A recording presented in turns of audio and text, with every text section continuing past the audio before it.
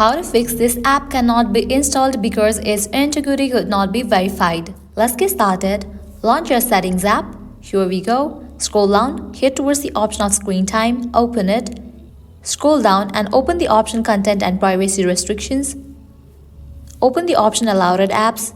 Enter your screen time passcode. Make sure you have toggle on for all these options. Once you check this, head back. Open the option content restrictions. Go to the option apps. Check in for the option of don't allow. Wait for a few seconds and again set it to allow all. Once you do this, head back to the main page of settings. Go to the option general. Open the option software update. If any updates are available, just update your phone software to its latest version.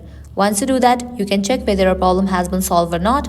Likewise, heading towards next solution, head back to the main page of settings.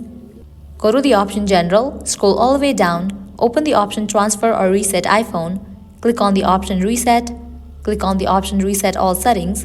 Now enter your passcode over here and continue with the process. Applying all these solutions, your problem is definitely gonna be fixed. So this is how you can fix this app cannot be installed because its integrity could not be verified. If this video was helpful, don't forget to like, share and subscribe. Thank you.